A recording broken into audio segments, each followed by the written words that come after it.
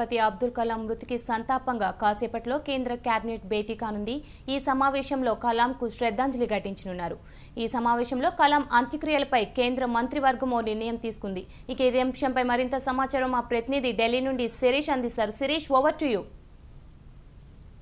కొద్దిసేపట్లో కలాం మృతదేహం ఎయిర్పోర్ట్ నుంచి ఆయన స్వగృహానికి చేరుకోనుంది. రాజాజీ మార్గ్ లో ఉన్న 10 నెంబర్ ఇంటిని ఆయన రాష్ట్రపతిగా పదవి విరమణ చేసిన తర్వాత కేంద్ర ప్రభుత్వం అధికారికంగా ప్రకటించింది. అక్కడి నుంచి ఆయన తన కార్యకలాపాలన్నింటినీ కూడా నిర్వహించేవాళ్ళు. నిన్న షిల్లాంగ్ కూడా అక్కడి నుంచి బయలుదేరి వెళ్లారు. కాబట్టి ఆయన నివాసానికి ఆయన పార్థివ దేహాన్ని తీసుకురానున్నారు. ప్రధాని నరేంద్ర మోడీ ఎయిర్పోర్ట్ లో ఆయన పార్థివ దేహానికి నివాళులు అర్పించిన తర్వాత అక్కడి నుంచి ఇక్కడికి తీసుకొచ్చే ప్రయత్నాలు కూడా చేస్తున్నారు. అది అయిన తర్వాత కేంద్ర కేబినెట్ ప్రత్యేకంగా సమావేశం కానుంది. సమావేశమై కలాం అంత్యక్రియలను ఎక్కడ నిర్వహించాలనే దానిపైన ఒక స్పష్టత అనేది కూడా తీసుకొని ఉన్నారు. నిన్ననే కేంద్ర ప్రభుత్వం కూడా 7 రోజులు సంతాప దినాలుగా ప్రకటించడం కూడా జరిగింది. అంటే ఆగస్టు 2 వరకు సంతాప దినాలుగా ప్రకటించారు. ఎటువంటి ఎంటర్టైన్మెంట్ కార్యక్రమాలు ఎటువంటి కూడా ఉండకూడదు అని చెప్పేసి కూడా కేంద్ర ప్రభుత్వం ప్రకటించడం కూడా జరిగింది. అయితే జాతీయ సెలవు దినం ప్రకటించే విషయంలో మాత్రం కేంద్ర ప్రభుత్వం వెనక్కి తగ్గింది. ఎందుకంటే కలాం చివరి కోరిక ఆయన నేను చనిపోయిన తర్వాత అవసరమైతే ఒక రోజు ఎక్స్ట్రా పనిచేయండి కానీ సెలవు దినంగా మాత్రం ప్రకటించకూడదు అని చెప్పేసి కూడా ఆయన కోరిక ఉంది. కాబట్టి ఆ విషయంలో వెనక్కి తగ్గడం కూడా జరిగింది.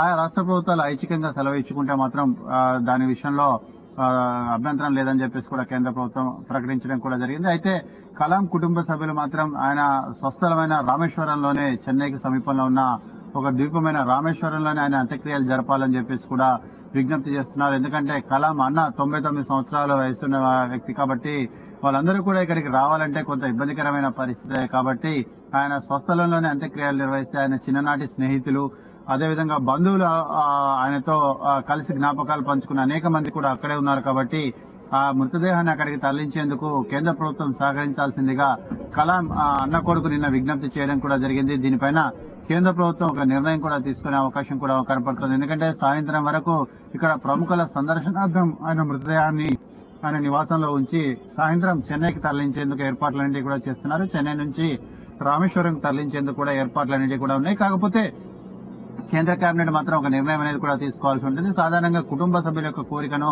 కేంద్ర ప్రభుత్వం ఎప్పుడూ కూడా కాదనలేని పరిస్థితి అనేది కూడా కనపడుతుంది. కాబట్టి కలాం విషయంలో కూడా నిర్ణయం కూడా తీసుకొని ఉన్నారు.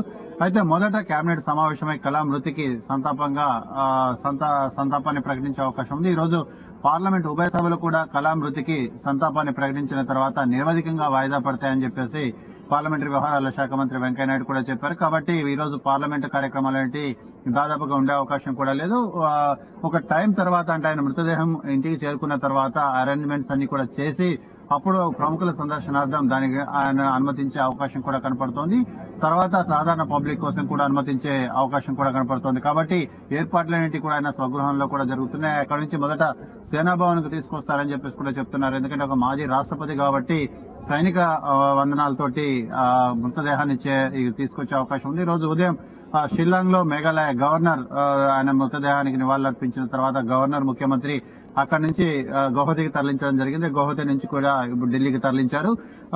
అయితే మొత్తం మృతదేహంతో మేఘాలయ గవర్నర్ షణ్ముఖనాథన్ కూడా ఇక్కడికి వస్తున్నారు. కాబట్టి ఈ విషయంలో అంటే అంత్యక్రియల విషయంలో కానీ లేకపోతే పార్థివ దేహాన్ని ఎక్కడ ఉంచాలనే విషయంలో కానీ కొంతసేపట్లో క్లారిటీ అనేది రానుంది. శ్రావంతి, అయితే శిరీష్, ప్రధాని మోడీ నివాళులు అర్పించనున్నట్లు తెలుస్తుంది. ఆయన అక్కడికి చేరుకునే టైం ఎంతసేపట్లో వచ్చే అవకాశం ఉంది?